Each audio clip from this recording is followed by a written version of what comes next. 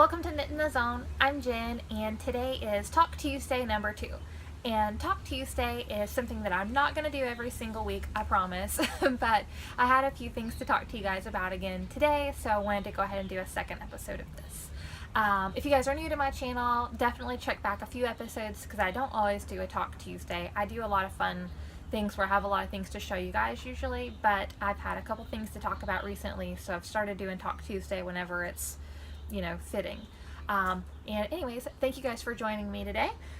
The first thing I want to talk to you about is called StashDive, and if you see me looking down, I have some notes on my iPad. StashDive is a all summer long knit along that is starting today, which is June 20th, 2017.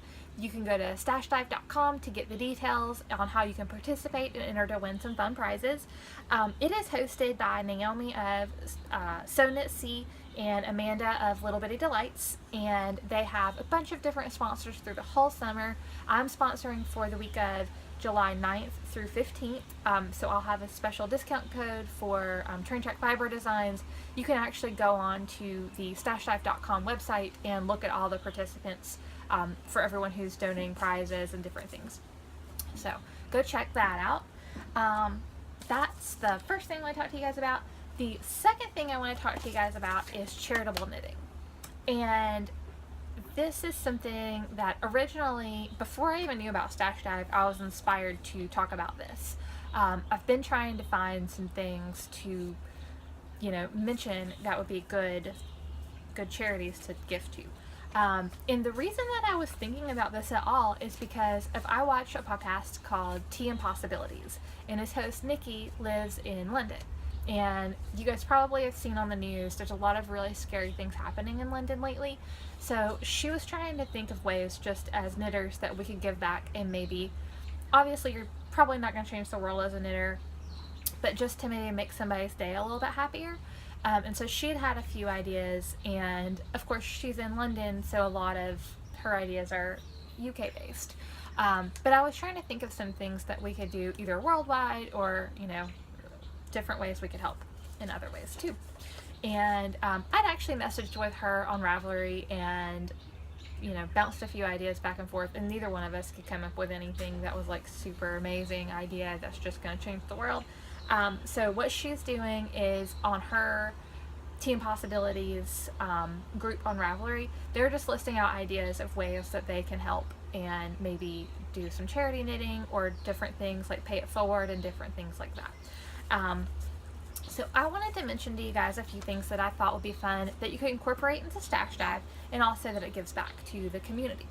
So as you know, I mentioned with StashDive, what you do is you actually go knit things from your stash. So you're making room for more stash, for a new stash.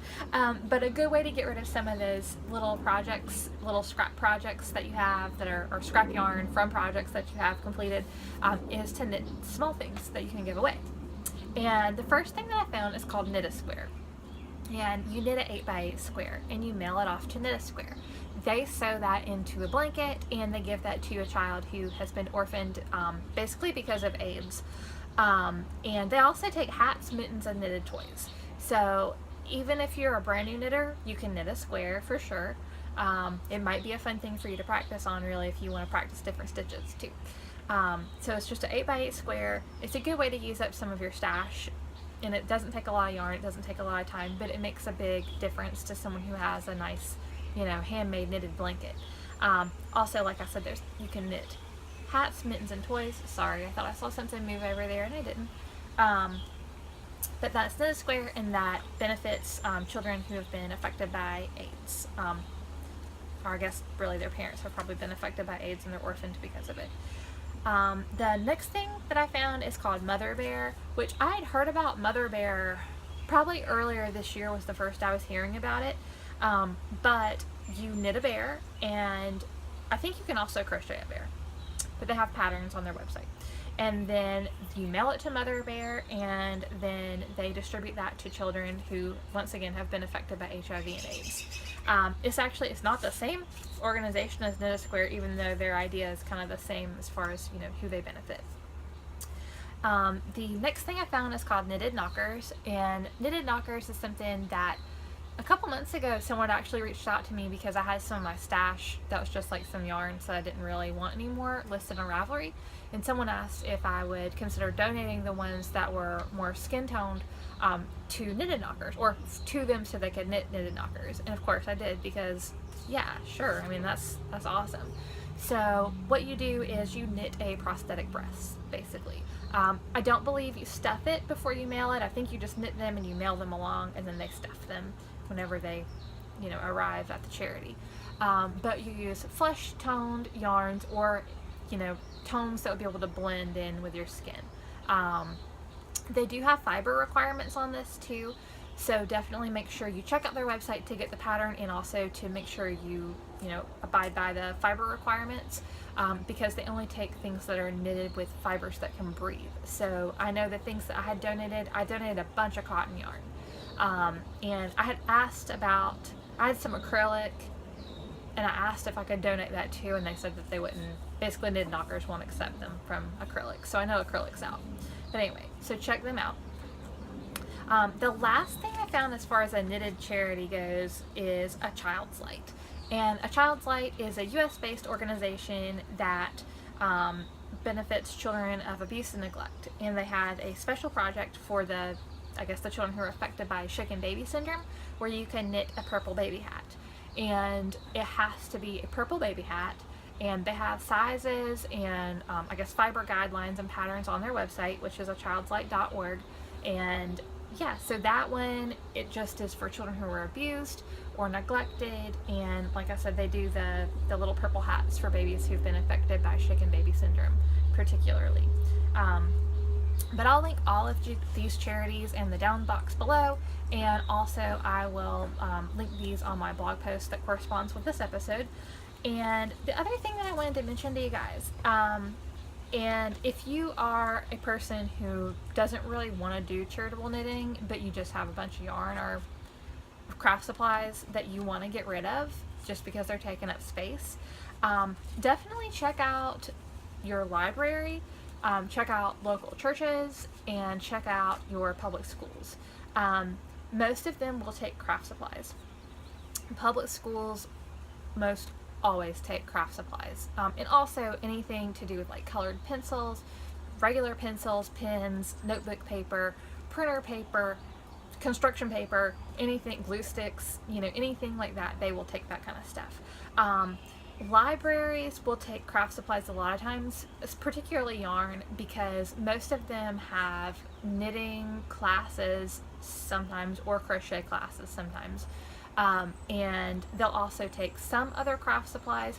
You can definitely call your local library and ask what they'll take as far as donations goes. And then also churches. Some of the little teeny tiny churches, they don't really have a lot of room for that kind of stuff, so definitely call and ask before you just drive up with a big bag of stuff for them. But definitely ask, you know, if there's anything they can use. And you know, if you call and ask these places if there's anything they can use, it doesn't mean that you're necessarily going to have it, because maybe what you have isn't what they need, but at least you know for next time. But it does give you an opportunity to get rid of some of the things that you have in your stash and to give back to people around you who can really use it. But I would definitely say check out the public schools first, because I'm sure most of you are aware public schools are government funded or taxpayer funded, but anything above the standard curriculum, that is something that has to be bought by the teachers.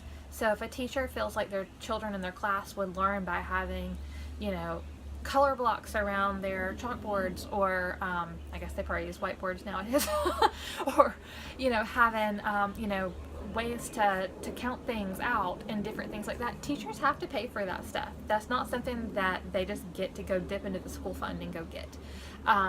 But you know, there's a lot of things that teachers can use, and if you offer to give craft supplies to them, teachers are very resourceful and they're very crafty in most cases, so they can figure out a way, you know, even if you give them, you know, yarn, they can figure out a way to make that work in their class so their kids can learn from something to do with that.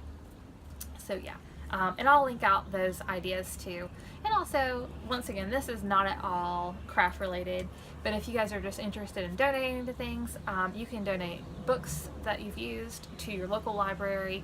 Of course, you can donate hats, shoes, anything clothing wise, to homeless shelters. And also if you guys have towels that are like maybe Sing Better Days, and newspapers that you've already read, you can donate those to animal shelters and to animal rescue organizations. They can always use that kind of stuff.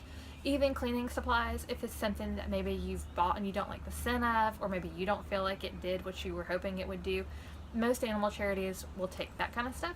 So definitely, if you guys are interested in donating anything, like I said, it's a good way to clean out your house and de-stash your whole house.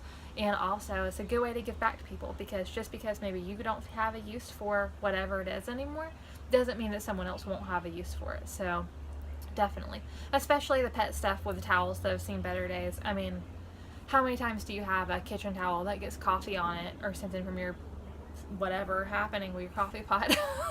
I've had some issues before, my coffee pot's overflown. But you know, and then that dish towel looks like crap. So you don't really want to have that out displayed anymore. But you know, they'll take that kind of stuff. So anything, really, you can donate. Pretty much anything you can find a place to donate it to. But these are just my ideas, and like I said, I know this is not world-changing, life-altering ideas for everyone in the world, but it is some stuff that would help you guys to give back, and also some of these things will help you get rid of some of your stash for Stash Dive.